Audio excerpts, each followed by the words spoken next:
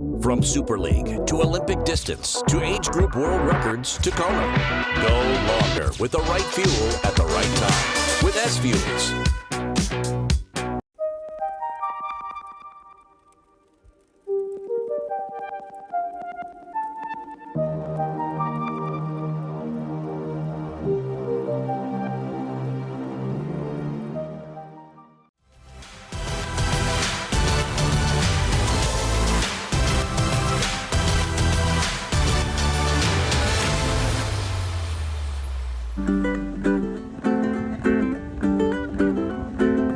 E-L-O-H-A, a little aloha in our day. Spread a little aloha around the world. And breakfast with Bob. Thank you, Poncho Man. Welcome, everybody. Breakfast with Bob, our Not Quite Kona edition. My name is Bob Babbitt. We're brought to you by Master Spas, S-Fuels, Hoka, Form Smart Swim Goggles, Zoot, Premium Plus Sports, Quintana Roo, Mission Pacific Hotel in beautiful Oceanside, and our Challenged Athletes Foundation. We've now raised $147 million to keep challenged athletes in the game of life through sport. Our next guest, someone I have not had a chance to chat with that often, only a couple of times. His name is Jonny Brownlee. He's a six-time world champion. More importantly, I think he's the only triathlete on the planet with 3 Olympic medals, gold, silver, and bronze. How you doing, Jonny? Hi, I'm great, thank you. Thanks for having me. I think I've spoken to you a couple of times, but yeah, thank you. It's an honor to be here. Always such a pleasure. And between you and your brother, Alistair's got 2 golds, and you've got a gold, silver, and a bronze. Obviously, the most decorated family in the history of triathlon. So when did you and Alistair both get into the sport around the same time? So we're actually the first generation of triathletes in the UK that actually started from being very, very, very young. You know, I've been a triathlete from the start, really. I swam because my mum used to swim. I ran at school. My dad used to run, so I went to the local running club as well, ran at school. And my uncle happened to be doing triathlon, so I went to watch him do a couple of triathlons, and I actually started when I was about 5 or 6 years old. Alistair started the year before me. I've been a younger brother. Obviously, you think if your older brother's doing it, it must be a cool sport to do. So that's what I did. And but I played all sports. I swam, biked, and ran. But played cricket, rugby, water polo. You name it, all sports until I got to the age of about 15, and then focused on the one sport, the best sport, and that's triathlon. So I really have been a triathlete since I was very, very young. And when did, as you're doing this, you're a young kid, and then London is given the Olympics for 2012. How early on did you guys think, okay, we're going to have a showcase in our own country of the Olympics, and we want to be there? Yeah, so obviously the Olympics is massive in the UK. It's massive for triathlon. So earliest memory is watching the Sydney Olympics in 2000. Yep. I remember waking up very early in the morning, trying to stay up and watch it.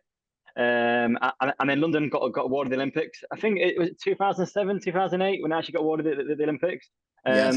But for me, it was not even close to being a chance for me to go there by that point.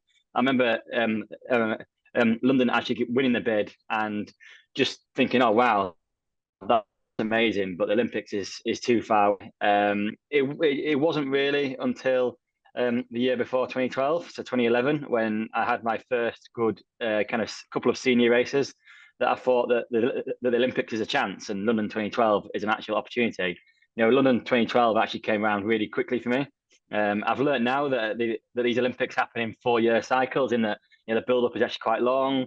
But for me, it came around in those last 2 years. So I think that actually helped quite a lot, because London 2012 was an Olympics like no other for us.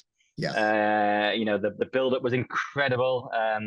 Everything from, we were part of sponsors, which would go to 500 days to go celebration. I'll be at home for the whole year out. People were saying, good luck, bring back those gold medals. I couldn't cross the street or go to local shops without saying saying good luck.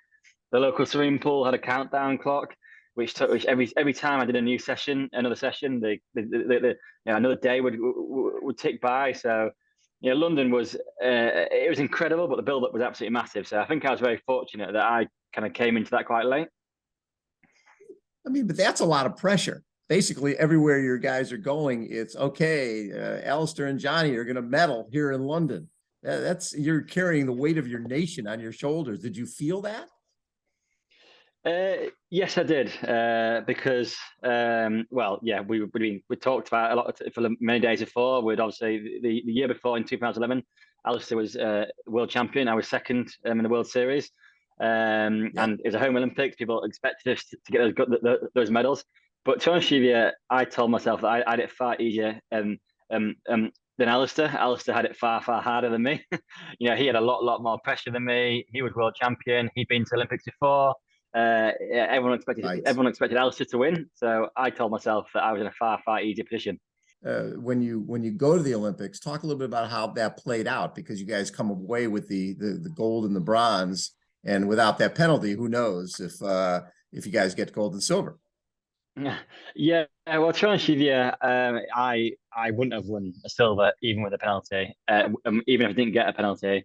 I got beaten by two better people on the day.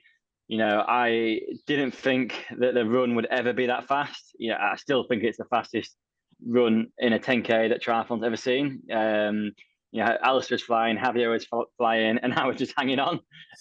So yeah, I don't think that would have changed the result at all. But the old cliche of that Olympics that day change your life was very true. You go from being a triathlete who, that time was a relatively small sport in the UK. People knew a bit about it, to suddenly being having a little taste of fame. Whether that was anything from going to meet the royal family and those guys knowing who you were, to going to a nightclub and getting straight to the front of the queue, to going to your local football team and getting paraded around the pitch at half time, and all the Leeds United fans shouting "You're well done," or these guys that I'd watched on TV, the football players, suddenly knowing about you. It became a whole new world for me. And we flew home in a helicopter back from London 2012. A local company sorted us out a nice trip back on a helicopter. Came back to this homecoming parade where the Leeds town hall and the square were full of thousands, if not tens of thousands of people. So yeah, it literally, London 2012 changed our lives. We went from two lads that people knew a little bit about, to being in the public eye for that 6-month period, and it was absolutely incredible. And but at the same time, as saying that, obviously after London 2012, I wanted to become world champion. So I had the rest of the World Series to finish up. So it was quite a come down as well, going back to training straight away, and that's what I actually really needed, because whether the Olympic medalist or not, I had to win a world championship, and it wasn't going to get any easier. So coming back and then gearing up again for Rio, where you get, you move up a spot, you get the silver in Rio. Was there a point, and so when you get the silver in Rio and your brother gets the gold, was there a point there where you started thinking you might want to go with a longer distance, or right away were you thinking, I'm going to go for another round and try to go to Tokyo? No. So 2016 for me was another great Olympic experience. Obviously, to get one better spot, the course really suited Alistair and myself. We were really hard hill on the bike. Yes. And after that, I was fully committed for Tokyo 2020. I knew Alistair was going to have different aims, but for me, I really wanted to give everything to get that top spot. Obviously, the year delay didn't change much for me. If anything, it actually helped me, because I could get another year of consistent training. Yep. And then, yeah, I genuinely thought that Tokyo was going to be my final Olympic Games. I genuinely thought that was going to be it. And I can honestly say that my whole mentality changed just by the mixed team relay. There's a small scrap of paper that I got handed, after across the finish line in the mixed team relay, which said that I had the fastest run of the day. And that changed my mind completely. I thought, right, Paris is only 3 years away. Can I go again to Paris and be a genuine medal contender? which I still believe I can. And I only want to be on the start line in Paris if I can genuinely be there fighting for a fourth Olympic medal. So how fun was the mixed relay? Because that's probably been one of the greatest additions to the sport that we've seen. You guys coming away with the gold in the mixed relay, that has to be a real high point for you. Yeah, absolutely massive high point. Obviously, becoming Olympic champion, getting hold of that gold medal is very, very special. And the mixed team relay is a great event, and I feel proud that I've been there from the kind of start. Really, I was there back in doing World Championships back in 2009, 2010, 2011. Where, to be honest with you, it was a bit of fun after the World Championship took place. We all used to race the World Champs. Everyone was tired, and they're like, we've got a relay tomorrow. Who fancies it? And a few people would put their hand up and say, I fancy it. I'll give it a go. To now being really, really, as soon as it comes to Olympic sport, I feel proud that I've been throughout the whole journey of that. And the actual Tokyo itself was a great day. I think obviously there's a lot of pressure. There's a different pressure in the fact that it's part of a team. You're not just letting yourself down, you're letting your team down. You're winning as a team, you're losing as a team. But our actual team, Jess Lemont, had a brilliant first leg and set us off, and then it kind of went from there, really. After that first leg, we were in control as a team. Everyone had a great leg. And then to cross the lines, to see Alex running down the finishing straight, I knew he'd got it. It was an incredibly proud moment. And I think mixed team relay is a great addition to our sport. It's good that we've got 2 medal chances in the Olympic Games, and it's great. We've got it's great to watch, and it's fun to race, and it's going to be even more interesting in Paris when it's going to be more competitive with the order changing slightly. It means that I think there'll be more teams in it until the final leg. So yeah, it's absolutely brilliant. So talk a little bit about you and your brother you created the Brownlee Brothers Foundation, and last I heard, I think you've put maybe was 40,000 kids have basically gotten into the sport of triathlon through what you guys have done. How important is that legacy for you guys? Because what you have done, there's been a number of athletes who have given back, but the level that you have brought triathlon to in the UK, 40,000 kids learning the sport through you guys, that's pretty special. Yeah, the Brownlee Foundation is something that I'm incredibly proud of. Legacy is a word that was talked about in London 2012 a lot, and we felt a massive responsibility to play our part in that. So in 2014, we started the Brownlee Foundation, and basically what we do is we put on triathlons for primary school kids, so young kids, and they turn up as part of their school. It's free, which is really, really important. They get all the kits provided. There's bikes they can use, helmets, t-shirts they wear, so swim hats that they have, and all they have to do is turn up and complete a mini triathlon. Many of these kids turn up not knowing what a triathlon is. Some of them have never even seen a swimming pool before. They can walk around the shallow end of the swimming pool. Some of these children haven't even been on a bike before. They can go on a scooter or turbo. But all it is about giving kids a taste of what a triathlon is, and letting them achieve something that they never dreamt they could achieve. And what we do as well is we go to these areas, we put on an event, a Brownlee Foundation event, which normally 1,000 kids take part in, and then we put on training sessions afterwards. So if a child goes to one of these events, likes triathlon, likes the idea of being active, then they can continue to do that throughout the whole years to come. And I'm incredibly proud. And we have actually, at some point this year in May, we will have our 50,000th child would have done a Brownlee Foundation event since 2014, which is amazing to have 50,000 children doing a Brownlee Foundation event. Yeah, I'm absolutely incredibly proud. And it's something that when I retire, I want to continue to do more of. So since you've been doing this in 2014, I bet there's some kids who are at a point now where they're actually competitive, either on the local, national, or world scene. You see some kids coming up through this program who are still involved with the sport?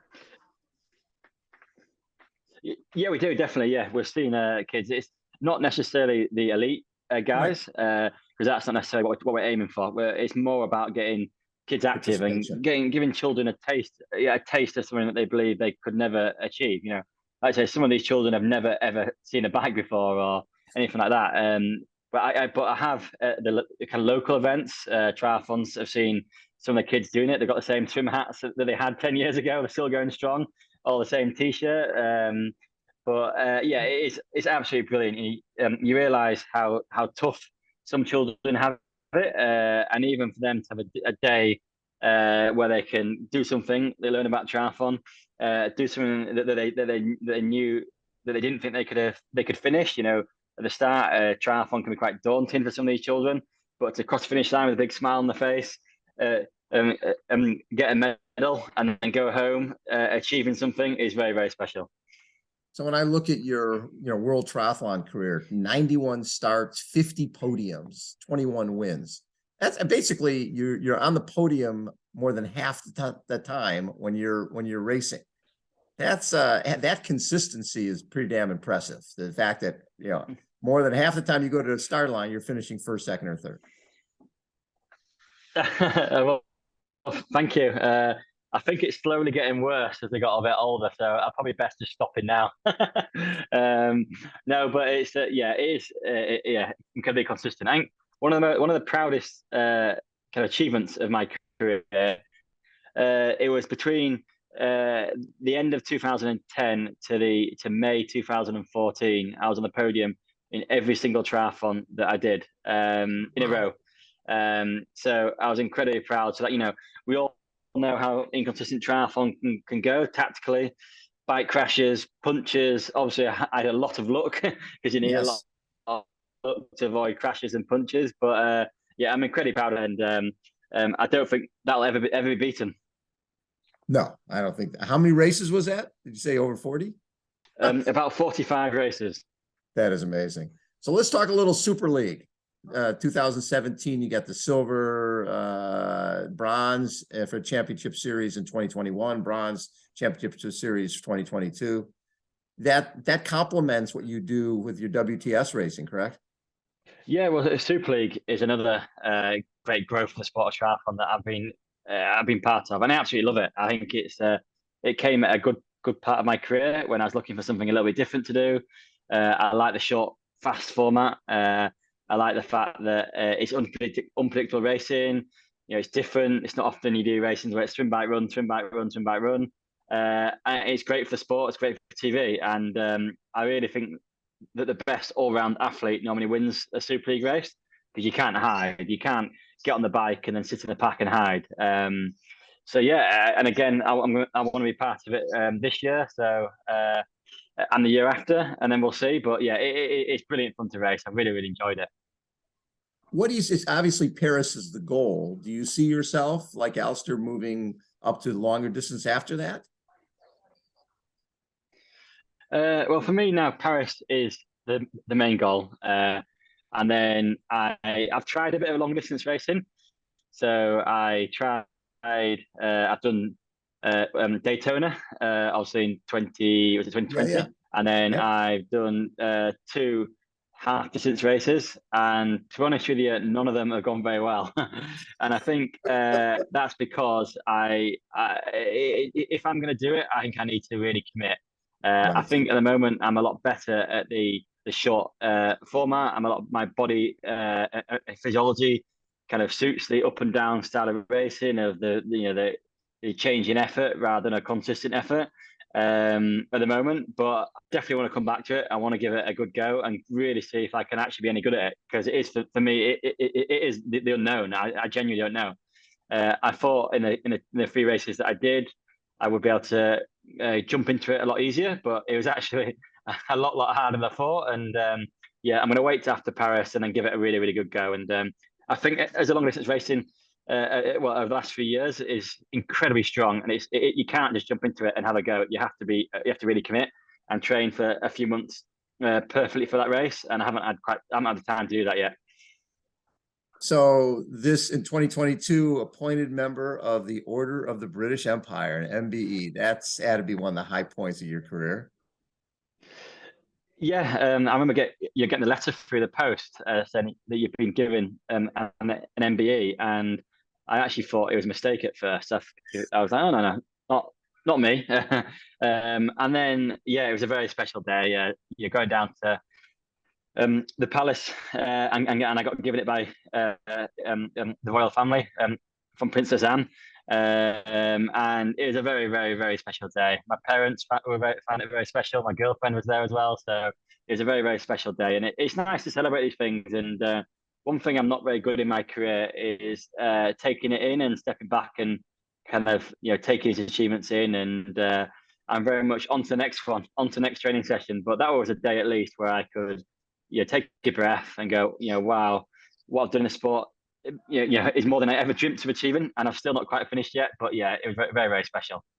So when you and Alistair, obviously you train together all the time, are you super competitive with each other, or is it more, hey, we're in a great position because we have a training partner who is not out to kill us. We have a training partner who's going to make me better.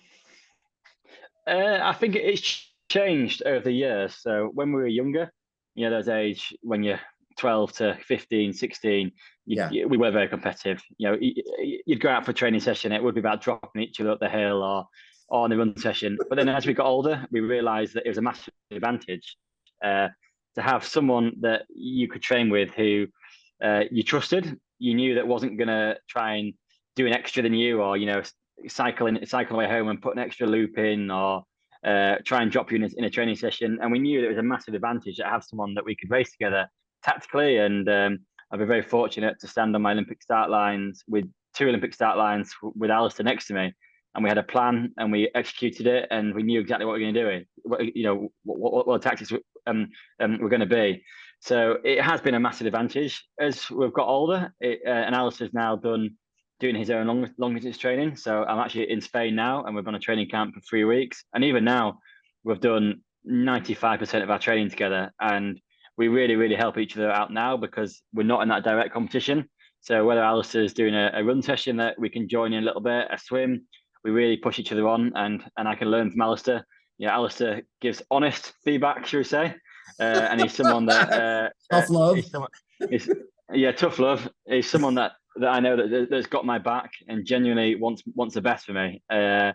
And he will help me to achieve what I want to achieve. And I have learned so much from Alistair, and I can genuinely sit here and say, if it wasn't for my brother, I wouldn't have achieved half of what I have achieved now, because I'm a quite underconfident person, and seeing Alistair do it first made me believe that I could do it as well. And from an early age, I've copied his training. When coaches were telling him he was training too much and he was overtraining and would burn out, I jumped into the same as him, and that set the foundation for a successful career.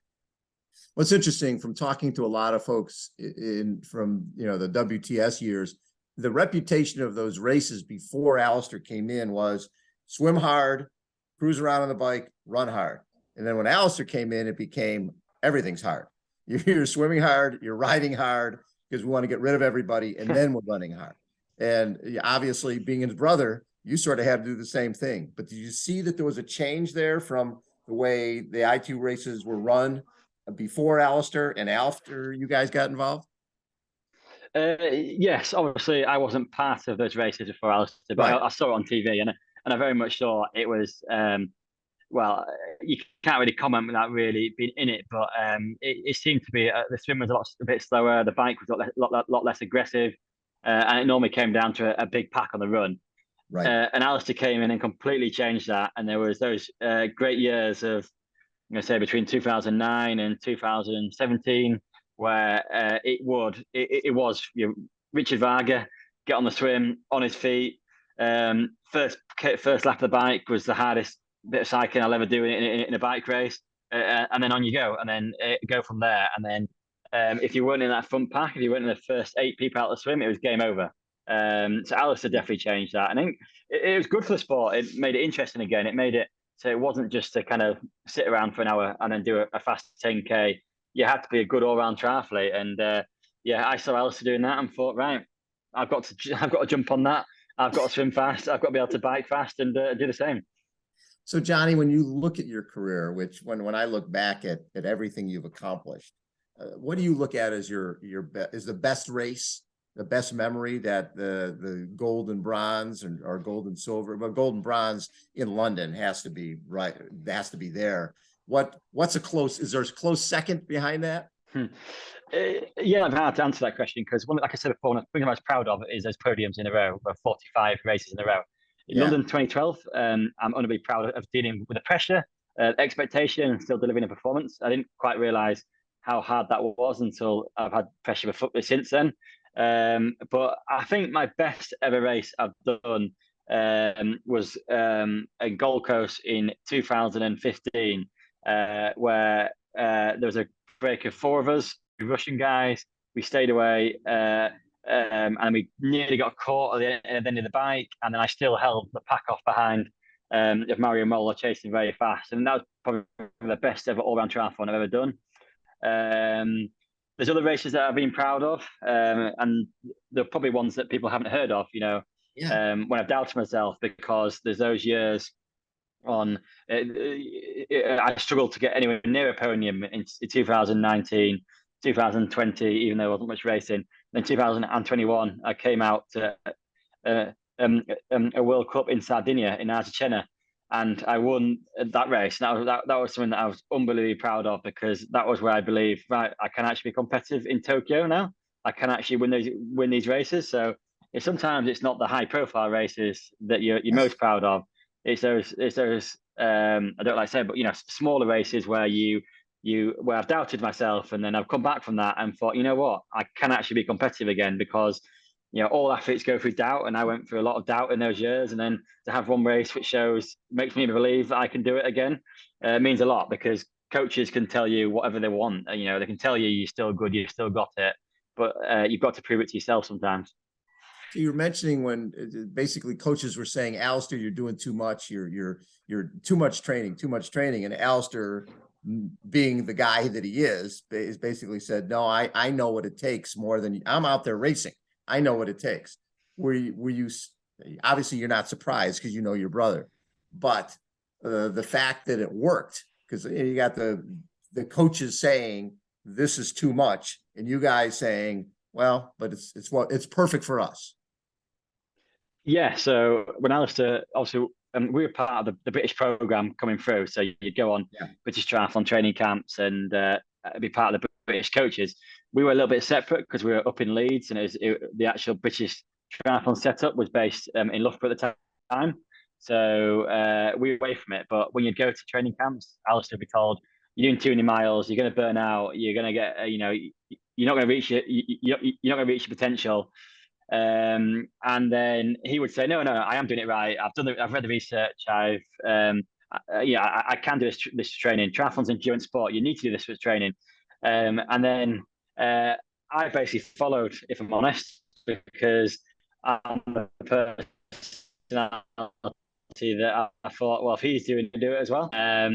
So I just followed what he did, and was on his coattails. When he went cycling, I went cycling. When he went running, I went running. When he put swimming trunks on, I went swimming as well. And then I saw him getting the results. I saw him qualifying for the Olympics in 2008, going to the Olympics, nearly winning it, nearly podium before blowing up a little bit. Yeah. And then I thought, well, if he can do that at that age by doing that training, then all I have to do is get close to him and do the same training, and I'll be good enough as well. So you mentioned watching him in 2008, and it really was sort of a foreshadowing of the way Alistair was going to race. He was going to go off the front. I don't care if it's in a hometown race or if it's in the Olympics. I'm going for it, because a lot of people are afraid of the moment. And Alistair showed that day that he wasn't afraid of the moment. He didn't win, he didn't podium, but he dictated the race, which is what you want to do. When you were watching that, were you thinking, oh my God, Alistair, back off. What are you doing? Well, actually, to be honest with you, when I was watching it in the stand, I was thinking, Alistair, please don't win. I thought Olympic champions were meant to be special people. And if my brother becomes Olympic champion, actually, it's a bit disappointing in a way.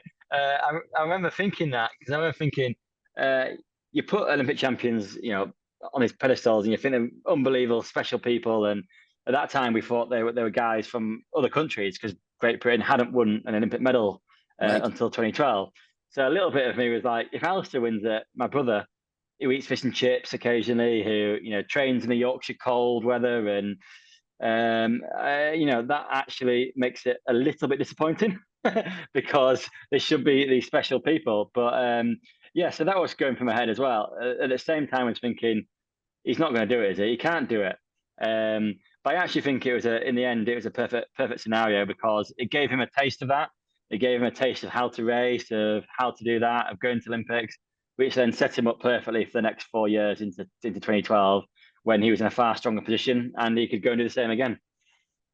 The other thing I think that has helped to make both of you guys great is the fact that you don't train, and for the most part, a lot of times you don't train in the greatest conditions. When you're in Leeds and you're putting on layers to go for your bike rides in the winter, and I'm guessing that you're getting wet a lot of times, it's cold a lot of times, but at the end of the day, that makes you tough. So that on race day, no matter what the conditions, you've trained in way worse than that. Yeah, well, I like to think so. I think one of the things that we've had the philosophy that you only leave home and your great training environment of your training partners, your family, your physios, your gym coach, if it's really worth it, and that has to be for some very good reasons. That has to be for altitude, for it has to be warm weather. If not, you can stay at home in your own environment. And there's very, very few days in Leeds where you really can't go outside. There are times when it is a bit miserable, and I tell myself it does make me tough.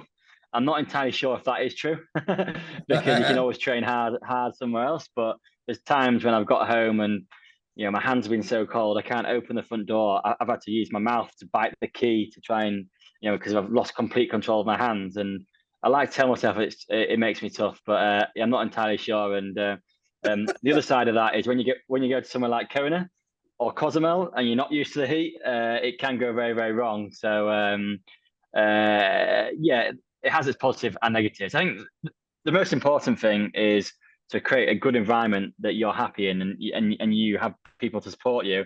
And at Leeds, we have that. We're brought up in a sporting culture of great swim coaches and places to swim. I can go down to the local street corner and ride with 100 people on a Thursday night.